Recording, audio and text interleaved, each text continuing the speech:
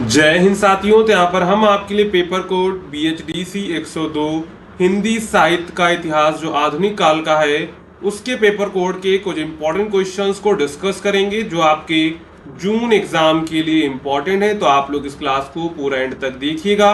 और अगर आप लोग इस सब्जेक्ट के गैस पेपर को परचेज करना चाहते हैं जिसमें हमने आपके जो बुक के हैं और प्लस PYQ से जो भी इंपॉर्टेंट क्वेश्चंस आपके एग्जाम में बन सकते हैं वो सभी क्वेश्चंस हमने गैस पेपर में कवर कर दिए हैं।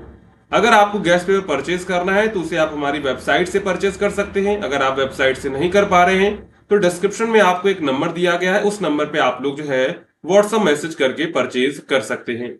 जिनको वेबसाइट से करना है सिंपली गूगल पे जाएंगे और सर्च करेंगे shop.hindustanknowledge.com। जैसे ही आप सर्च करेंगे तो आपके सामने कुछ इस प्रकार का पेज आ जाएगा। इस वेबसाइट का लिंक आपको डिस्क्रिप्शन में मिल जाएगा, तो वहां से आप लोग एक्सेस कर लीजिएगा। अब सिंपली आपको सर्च कोड में जाना है, यहां पर टाइप करना है BHDC 102।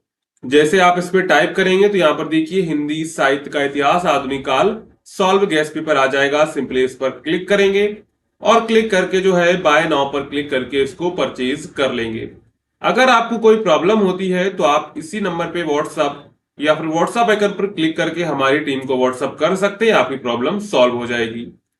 अब चलते हैं वापस अपने प्रश्नों पर। तो ये जो प्रश्न है आपके सभी PYQ से लिए गए हैं, तो आप लोग इन सभी प्रश्नों को एक बार एग्जाम से पहले जरूर देख कर जाइएगा। अगर आपको क्लास पसंद आती है तो वीडियो को लाइक एंड जो है चैनल को सब्सक्राइब करना मत भूलिएगा। आप लोग वीडियो तो देखते हैं पर वीडियो को लाइक एंड चैनल को सब्सक्राइब नहीं करते हैं।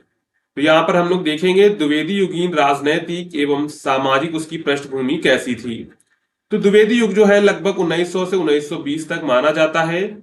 हिंदी साहित्य का अत्यंत महत्वपूर्ण कालखंड था जिसका नाम महावीर प्रसाद द्विवेदी के नाम पर रखा गया।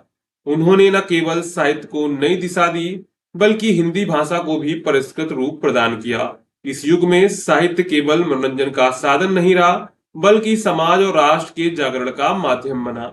इस युग की विशेषता यह थी कि इसमें साहित्य ने तत्कालीन राजनीतिक और सामाजिक परिस्थितियों को प्रतिबिंबित किया था। तो सबसे पहले हम लोग बात करेंगे राजनीतिक पृष्ठभूमि की। तो इनके काव्य में क्या है, भारतीय राष्ट्रीयता की भावना का विकास देखने को मिलता है। तो इस समय देश में अंग्रेजों का शासन था और जनता उनके दमनकारी नीतियों से त्रस्त थी। ऐसे में देशवासियों में राष्ट्रीयता की भावना तेजी से बढ़ रही थी। लोग यह समझने में लगे थे कि स्वतंत्रता ही देश की उन्नति का मार्ग है। साहित्यकारों ने इस भावना को अपनी रचनाओं में स्थान दिया और लोगों में देशभक्ति जगाने का कार्य किया। महावीर प्रसाद द्विवेदी, बाल कृष्ण भट्ट, मैथिली शरण गुप्त जैसे कवियों ने राष्ट्र प्रेम की भावना से ओतप्रोत रचनाएं लिखी थी।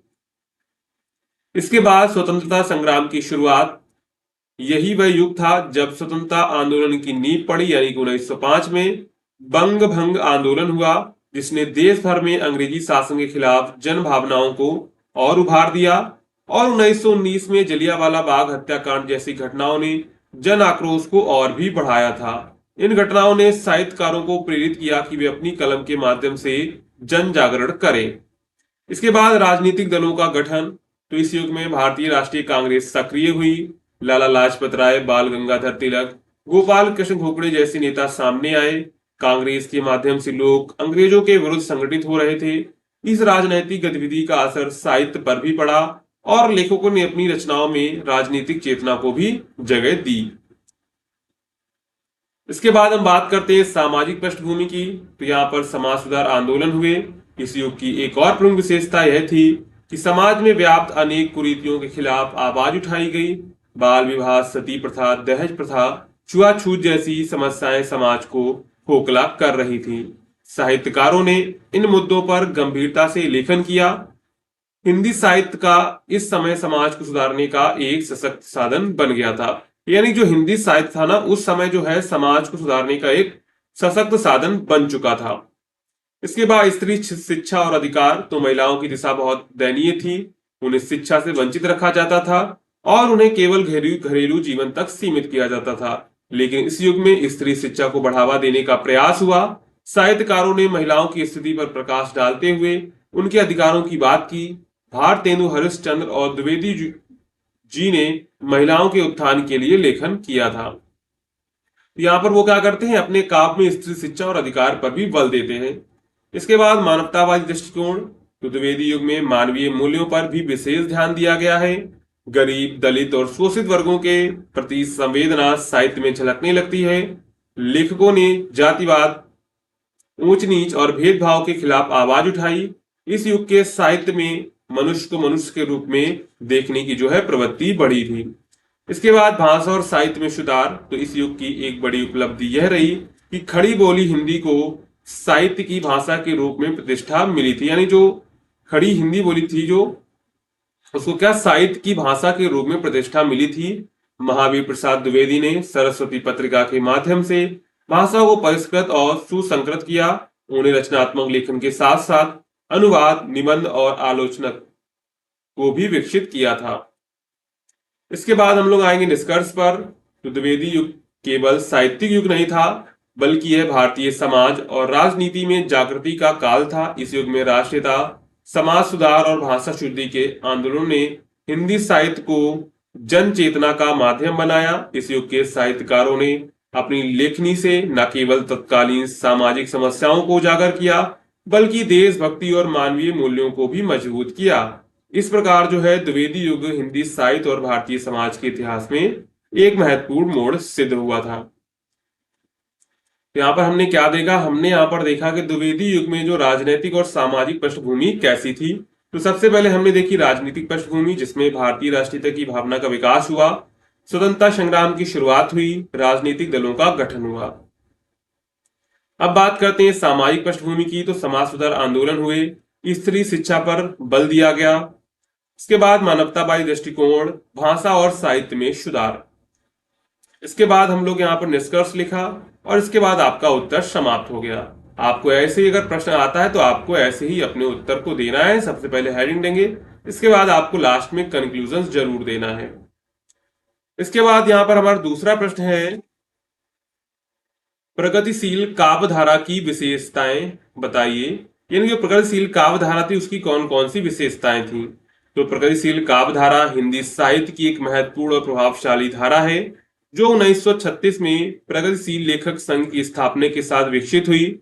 यह धारा छायावादी कविताओं के भावुक और व्यक्तिवादी दृष्टिकोण से अलग हटकर समाज की वास्तविक समस्याओं को सामने लाने का प्रयास करती है।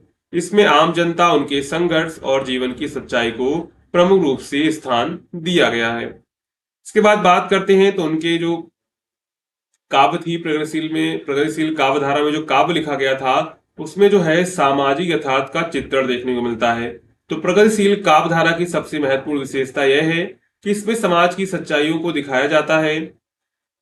कवियों ने समाज में व्याप्त गरीबी, बेरोजगारी, भुखमरी, जातिवाद, धार्मिक भेदभाव और असमानता को कविता का विषय बनाया। उन्होंने कल्पना की दुनिया से हटकर वास्तविक जीवन की घटनाओं और संघर्षों को शब्द दिए। यह साहित्य समाज का दर्पण बनकर सामने आया। इसके बाद शोषक वर्ग के खिलाफ आवाज। तो प्रगतिशील कविता पूंजीपतियों, सामंतों और शोषण करने वाले वर्गों के खिलाफ मुखर होती है। इसमें शोषकों के विरुद्ध और जन जागृति का स्वर होता है। कवियों ने पूंजीवादी व्यवस्था और सामंतवाद को समाप्त करने की आवश्यकता को रेखांकित किया और समानता आधारित समाज की कल्पना की। तो यहाँ पर टोटल हमने 2 प्रश्नों को कवर कर लेंगे। इसके बाद जो है क्रांति और परिवर्तन की भावना। तो इस धारा की कविताएं केवल समस्याओं को दिखती नहीं, बल्कि उनके सामने की दिशा भी सुझाती हैं। यानी जो इस धारा की कविताएं हैं वो केवल समस्याओं को नहीं दिखाती, क्या करती हैं, बल्कि उनके समाधान की दिशा भी सुझाती हैं। इनमें क्रांति की भावना होती है, एक ऐसा भाव जो बदलाव लाने की प्रेरणा देता है। कविताओं के माध्यम से समाज को चेताया जाता है और अन्याय के खिलाफ आवाज उठाना जरूरी है। यह साहित्य और संघर्ष आंदोलन की भाषा बन गया। इसके बाद जनसाधारण के प्रति सहानुभूति। तो प्रगतिशील मजदूरों, किसानों, दलितों, स्त्रियों और अन्य बच्चों, पीड़ित वर्गों के दुख सुख से जुड़े हैं। उन्होंने आम आदमी की समस्याओं को अपने शब्दों में पिरोया और उनके अधिकारों की बात की। उनकी कविताएं जन भावनाओं की सच्ची अभिव्यक्ति बन गई हैं। इसके बाद भाषा का सहज और सरल उपयोग। उनके काव्य में क्या है, भाषा का सहज और सरल उपयोग देखने को मिलता है। मुक्तक छंद का प्रयोग, नारी मुक्ति और अधिकारों की बात। तो प्रगतिशील कवि जो है जटिल और अलंकारिक भाषा से बचते हैं। उन्होंने आम बोलचाल की भाषा, देशी शब्दों और सरल शैली का उपयोग किया ताकि उनकी कविताएं आम लोगों तक आसानी से पहुंच सके। इससे यह साहित्य जो है अधिक प्रभावशाली और व्यापक बनेगा। इसके बाद राजनीतिक और आर्थिक विषयों का समावेश। तो प्रगतिशील कविता में राजनीति, युद्ध, राष्ट्रवाद, स्वतंत्रता संग्राम और आर्थिक विषमताओं जैसे विषयों को भी जगह दी गई है। कवियों ने स्वतंत्रता की लड़ाई में भी अपने शब्दों के माध्यम से योगदान दिया।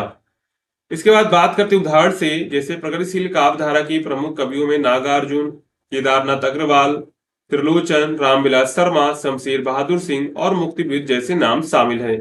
तो नागार्जुन की कविता भोजपुरी में बकरी या केदारनाथ अग्रवाल की यह पृथ्वी रही तब तक जैसे रचनाएं इस धारा की विशेषताओं को दर्शाती है। इसके बाद हम लोग निष्कर्ष लेके अपना उत्तर समाप्त करेंगे। तो प्रगतिशील काव्यधारा ने हिंदी कविता को एक नया सामाजिक और वैचारिक दृष्टिकोण दिया। इसने कविता को जनता से जोड़ा और उसे एक परिवर्तन कामी शक्ति बना दिया। सामाजिक अन्याय, शोषण और असमानता के विरुद्ध यह काव्यधारा एक सशक्त हथियार बनी। इसकी विशेषताओं में न केवल साहित्य को समृद्ध किया बल्कि समाज को भी जागरूक करने का कार्य किया। इसके बाद है छायावादी। उत्तर छायावादी काव्य की शिल्पगत विशेषताओं पर प्रकाश डालिए।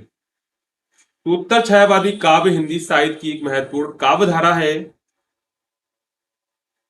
जो छायावाद के बाद उभरी और उसने छायावाद की परंपराओं को आगे बढ़ाते हुए कुछ नए परिवर्तन भी किए। इस काव्यधारा में भाषा, शैली, अलंकार, कल्पना और विषयों में जो बदलाव हुए वे इसे सरल, सहज और अधिक यथार्थवादी बनाते हैं। इसके बाद भाषा की विशेषताएं। तो छायावादी काव्य की तुलना में उत्तर छायावादी कवियों ने भाषा को अधिक सरल, सुलभ और बोलचाल के करीब रखा। जहां छायावाद में भाषा थोड़ी कठिन, लाक्षणिक और अलंकारों से सजी होती थी, वहीं उत्तर छायावाद में भाषा अधिक प्राकृतिक और सहज हो गई है। इसका उद्देश्य था कि काव्य को आम लोगों तक पहुंचाया जा सके और भाव स्पष्ट रूप से अभिव्यक्त हो सके। इसमें गद्यात्मकता की ओर झुकाव दिखता है, जिससे कविताएं अधिक सीधे और सरल रूप से समझ में आने लगी हैं। इसके बाद अलंकार छंदों का प्रयोग। तो उत्तर छायावाद में अलंकारों का प्रयोग कम हुआ है। जो अलंकार उपयोग किए गए हैं वे अधिक सहज और स्वाभाविक थे। नवीन और कठोर अलंकारों की जगह सरल और सहज अलंकारों को महत्व मिला। इसके बाद प्रतीकात्मकता और लाक्षणिक भाषा। तो उत्तर छायावादी काव्य में प्रतीकों का प्रयोग छायावाद की तुलना में अधिक मूर्त और सटीक हो गया है। जहां छायावाद में प्रतीक अक्सर अमूर्त और गूढ़ होते हैं, वहां उत्तर छायावाद में प्रतीकों को सरल और अधिक स्पष्ट अर्थ में लिया गया है। उदाहरण के लिए शराब, प्याला, साकी जैसे प्रतीक जीवन के रस हैं, मस्ती, प्रेरणा और संसार की जटिलताओं को दर्शाने के लिए प्रयुक्त हुए हैं। इस प्रतीकात्मकता भाषा से कवि अपने भावों को और अधिक प्रभावी और सहज तरीके से प्रस्तुत कर सकेंगे। इसके बाद हम लोग बात करते हैं शैली की। तो उत्तर छायावादी काव्य की शैली अधिक वर्णनात्मक और भावपूर्ण हो गई। कवि अपनी गहरी अनुभूतियों, विचारों और संवेदनाओं को सीधे और स्पष्ट रूप से व्यक्त करने लगे। इससे काव्य में एक नई जीवंतता आई और पाठक के मन में भावनाओं का विचार या फिर संचार अधिक गहराई से हुआ।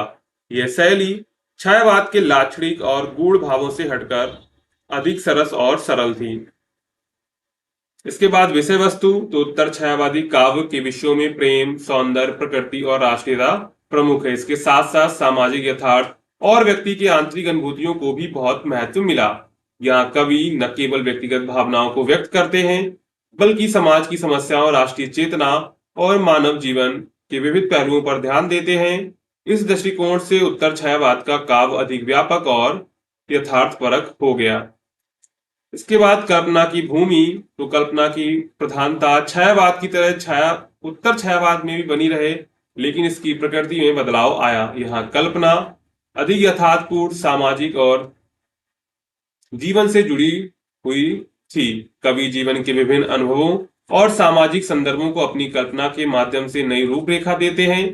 कल्पना अब केवल स्वप्निल या अमूर्त नहीं बल्कि जीवन के सच को बेहतर समझने और प्रस्तुत करने का माध्यम बनी है। तो यहाँ पर जो कल्पना है, कल्पना की प्रधानता छायावाद की तरह उत्तर छायावाद में भी बनी रहे, लेकिन इसकी प्रकृति में बदलाव आया है। यहाँ कल्पना अधिक यथार्थवादी, सामाजिक और जीवन से जुड़ी हुई थी। कवि जीवन के विभिन्न अनुभवों और सामाजिक संदर्भों को अपनी कल्पना के माध्यम से नई रूपरेखा देते हैं। कल्पना अब केवल स्वप्निल या अमूर्त नहीं बल्कि जीवन के सच को बेहतर समझने और प्रस्तुत करने का माध्यम बनी।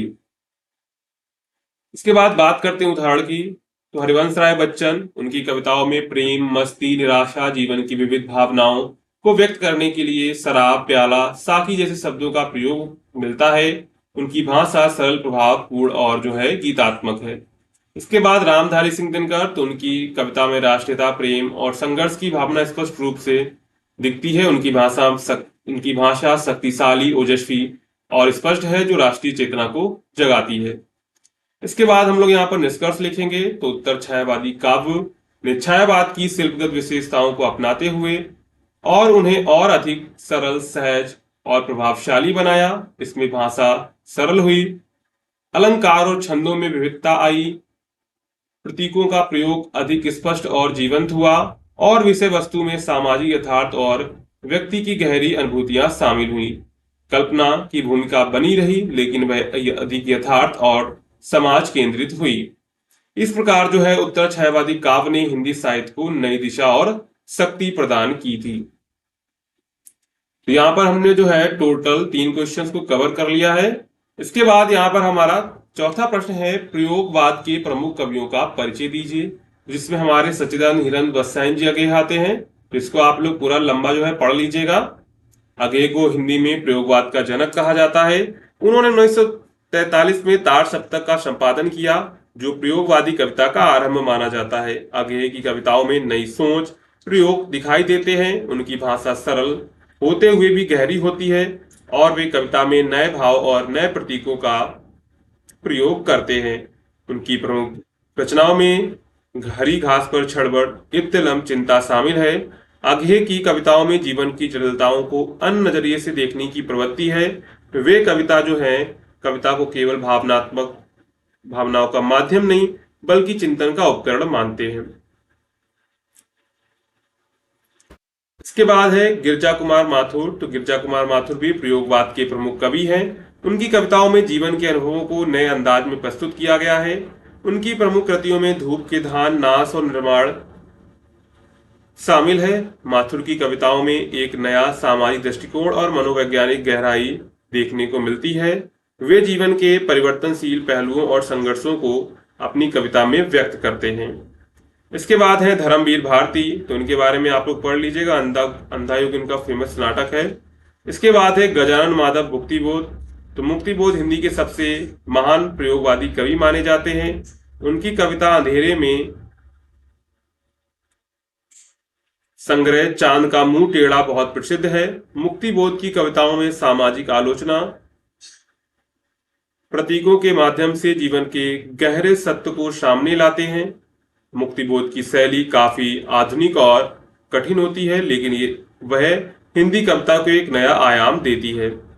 इसके बाद बात करते हैं शमशेर सिंह बहादुर की। तो शमशेर सिंह बहादुर की कविताएं सूक्ष्म और श्रेष्ठ अनुभवों से भरी होती हैं। इसके बाद नरेश मेहता। तो नरेश मेहता की प्रमुख रचना वनपाखी है।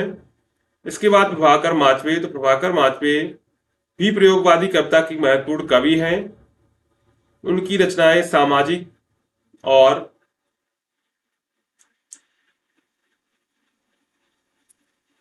दार्शनिक विचारों से भरपूर होती हैं। वे कविता में नए प्रयोगों के माध्यम से जीवन के विविध पक्षों को समझाने का प्रयास करते हैं। उनकी शैली क्या है, बौद्धिक और गंभीर है। अब बात कर लेते हैं प्रयोगवाद की विशेषताएं। तो यहाँ पर क्या होगा, प्रयोगवादी कविता में परंपरागत जो है छंद, भाषा से हटकर नई शैली अपनाई गई है। इसके बाद यह आंदोलन व्यक्तिवाद पर आधारित था। प्रयोगवाद में नए प्रतीक देखने को मिलते हैं और जो है यह कविता को सिर्फ भावनाओं का संचार नहीं बल्कि विचारों और चिंतन का माध्यम मानता है। प्रयोगवाद ने हिंदी कविता में नए सामाजिक, दार्शनिक और व्यक्तिगत अनुभवों को जगह दी है। इसके बाद यहाँ पर हम लोग निष्कर्ष लिखेंगे। तो प्रयोगवाद हिंदी कविता के क्रांतिकारी चरण था, जिसमें परंपराओं को तोड़कर कविता को नए रूप में प्रस्तुत किया। इस आंदोलन के प्रमुख कवि जैसे अघेम, मुक्तिबोध, धर्मवीर भारती, शमशेर बहादुर सिंह आदि ने हिंदी कविता को आधुनिकता की ओर अग्रसर किया। उनकी रचनाएं जो है आज भी हिंदी साहित्य में प्रसिद्ध हैं। यहाँ पर टोटल हमने 4 क्वेश्चंस को कवर किया हुआ है। अगर आपको ये 4 क्वेश्चंस अच्छे समझ में आया है तो वीडियो को